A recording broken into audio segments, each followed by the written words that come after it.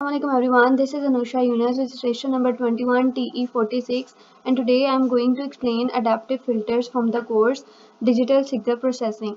So basically I am going to explain its introduction. First of all, basically an adaptive filter is a digital filter that has self-adjusting characteristics. Also, it is a class of filters that automatically adjust their parameters to adapt to changing signal conditions. Basically हमें ये बता रहा है कि हमारे पास अगर signal में कोई भी चेंजिंग आ रही है, ये उन चेंजिंग्स के अकॉर्डिंग अपने आप को एडजस्ट कर देता है. लाइक अगर हमारे पास सिग्नल में कोई भी नॉइज़ ऐड हो रही है, उस नॉइज़ में डिफरेंट चेंजिंग्स आ रही हैं, इम्पेयरमेंट्स आ रहे हैं, तो ये उसके अकॉर्डिंग अपने आप को एडजस्ट कर लेगा, जैसे जो कि बाकी फ़िल्टर्स में हमारे पास पॉसिबल नहीं होता. Then basically they are widely used in various applications such as signal processing, communications and control system. So basically ये हमारे पास एप्लीकेशंस बताएंगे जहाँ जहाँ पे हमारे पास अडेप्टिव फिल्टर्स यूज़ हो सकते हैं.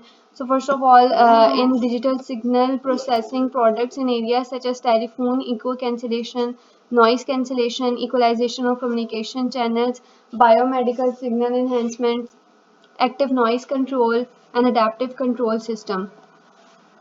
So basically, this is the introduction. This is the short introduction of the adaptive filters. Basically, consider its example. इस एग्जाम्पल में बेसिकली हमारे पास this one is noise spectrum and this one is the desired signal spectrum. So in this example इसमें हम लोग देखते हैं कि ये हमारे पास बेसिकली एक नॉइज स्पेक्ट्रम है. This one is the noise spectrum and this one is the desired signal spectrum. इसमें हम लोग ये बात करें कि अगर हमारे पास नॉइज़ या इंटरफेरेंस हमारे पास स्ट्रॉन्ग होगी then the desired signal, then हमारे पास क्या होता है कि जो सिंपल ट्रेडिशनल फिल्टर्स हैं वो फेल हो जाते हैं इस सिग्नल को प्रिजर्व करने के लिए. लाइक अगर हमने इस सिग्नल को डिज़ायर्ड सिग्नल को हमने प्रिजर्व करना है तो जो हमारे पास डिजिटल फिल्टर्स हैं और डिफरेंट ट्रेडिशनल फिल्टर्स हैं जो कि हमारे पास नॉइज़ को कम कर देते हैं, डिफरेंट कंडीशंस के अकॉर्डिंग वर्क करते हैं, वो हमारे पास इस केस में वर्क नहीं करेंगे बिकॉज हमारे पास नॉइज़ जो है वो स्ट्रॉन्ग है और यहाँ पे वो ओवरलैप कर रही है with the desired signal.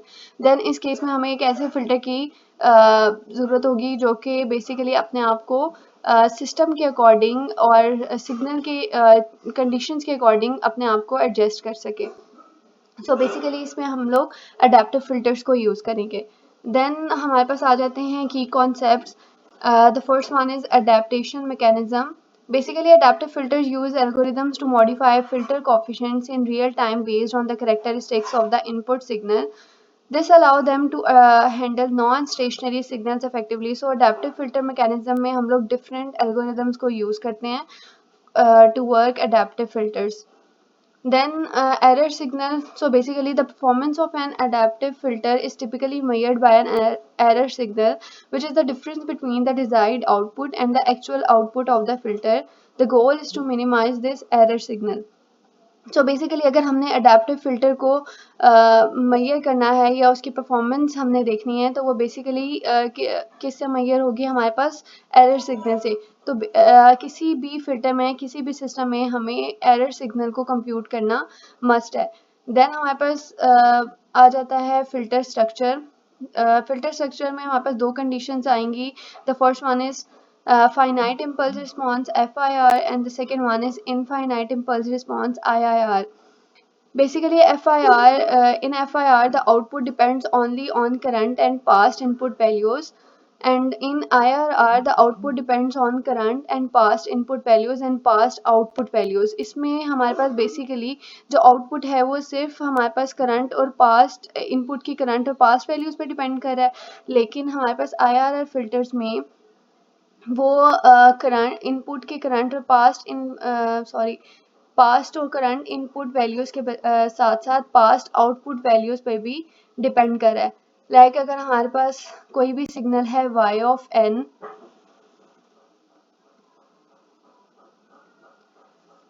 Then हम लोग उसको लिख सकते हैं with the current input values x of n plus past input value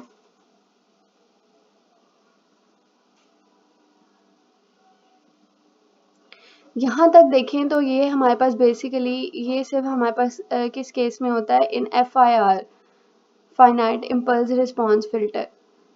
लेकिन आगे हम लोग अगर IR फिल्टर की बात करें तो उसमें वो हमारे पास पास्ट आउटपुट वैल्यूज़ में भी डिपेंड करता है, just like this y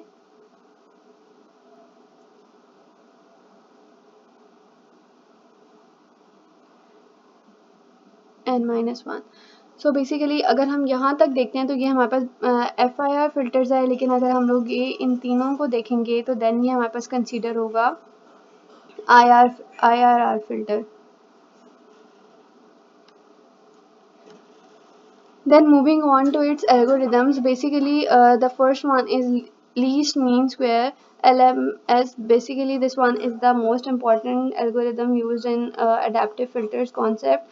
The LMS algorithm adjusts the filter coefficients by minimizing the mean square error. इसमें हम लोग mean square error को minimize करके अपने filter की conditions को adjust कर सकते हैं, filter को adjust कर सकते हैं, उसके parameters को adjust कर सकते हैं. Then moving on to the next one, which is normalized least mean square. That is an extension of LMS. Basically ये हमारे पास LMS की ही एक extension है that normalizes the step size to improve convergence, speed and stability. Then the third one is recursive least square RLS. Basically RLS algorithms offer faster convergence than LMS by minimizing the weighted least squares cost functions. However, it is more complex and computationally intensive. Basically हमारे पास ज़्यादा complex है than least mean square. इसमें basically हम लोग weights को consider कर सकते हैं, वेट को कंसीडर कर रहे होते हैं, उनको हम लोग मिनिमाइज करते हैं to adjust the filter conditions और filter parameters. Then move on to its example. Basically अगर हम लोग इसमें इस एग्जांपल में देखें तो इसमें हमारे पास डिफरेंट माइक्रोफोन्स यूज़ हो रहे हैं, analogue to digital converters use हो रहे हैं. देन हमारे पास इसमें हमारे पास अडेप्टिव फिल्टर भी यूज़ हो रहा है. ये हमारे पास एनालॉग टू डिजिटल कन्वर्टर्स हैं और ये दोनों हमारे पास इसको अगर हम लोग बात करें तो ये हमारे पास माइक्रोफोन्स हैं. देन हमारे पास यहाँ पे हम लोग एरर सिग्नल कैलकुलेशन भी कर रहे हैं. देन यहाँ पे हमारे पास DAC भी है, that is digital to analogue converter, and least mean square algorithm भी हम लोग इसमें यूज़ कर रहे हैं. So in this example, we use two microphones. The first one captures both the desired signal and the noise, that is S of n and the n of n. And the second microphones use only or captures only the noise, that is x of n. Then analog to digital converters. Basically these devices convert the analog signals from the microphones into the digital signals that the system can process. And the D of n, this one is represent the combined signal and the noise. So basically this represent combined signal.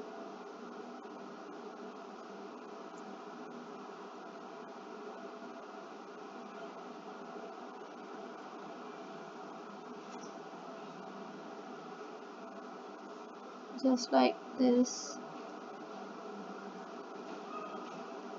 And the second one, x of n, represent the noise only signal.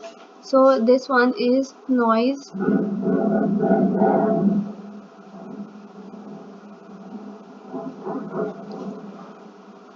signal.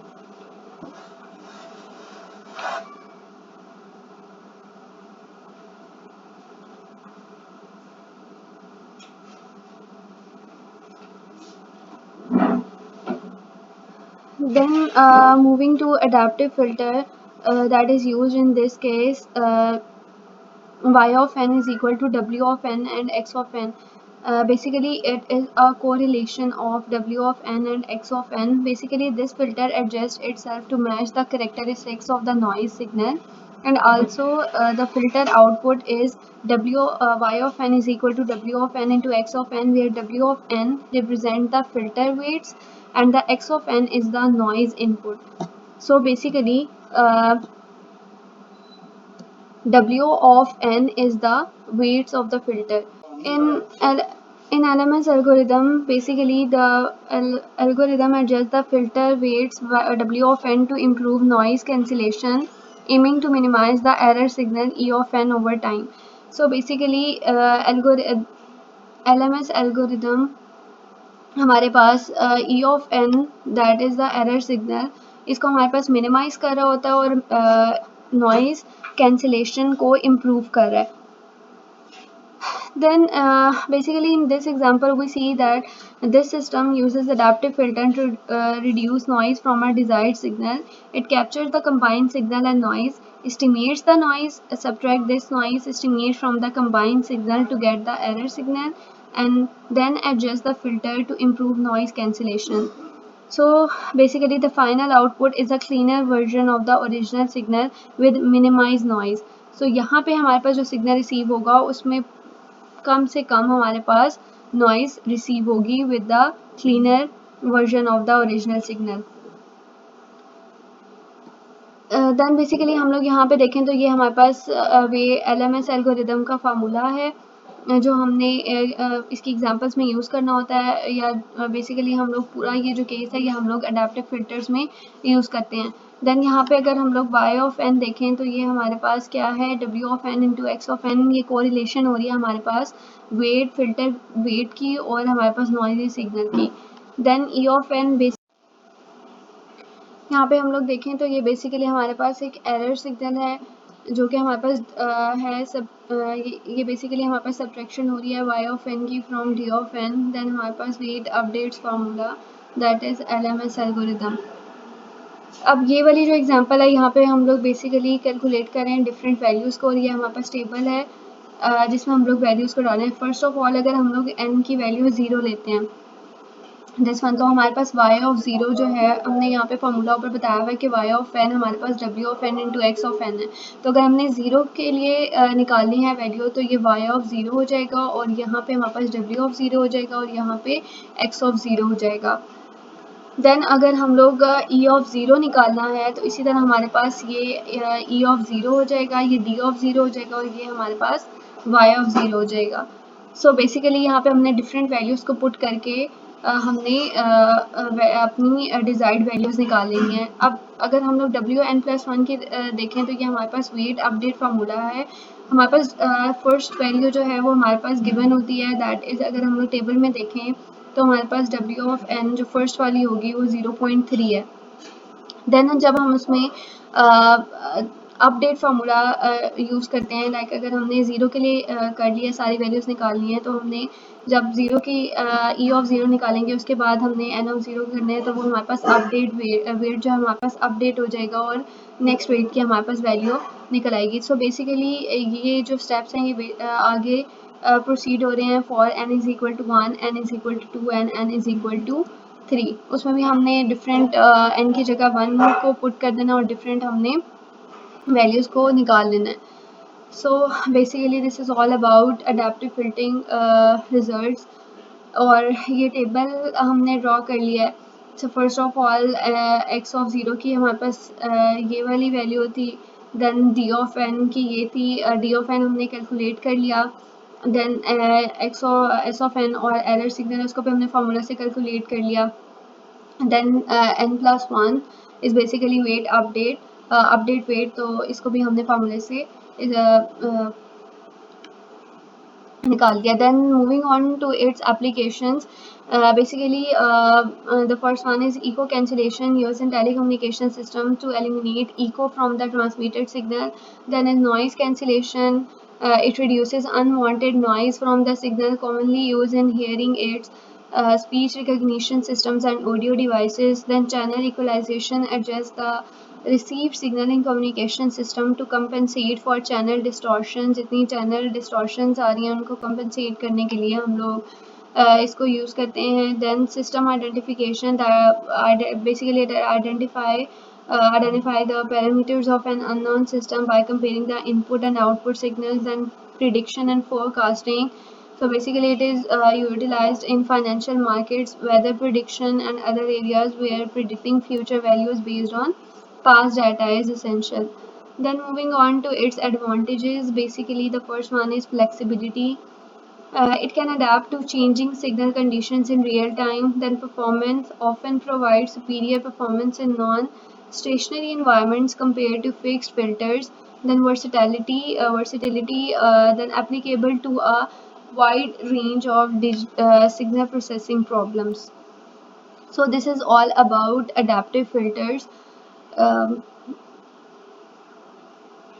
okay, yeah, this video ends here.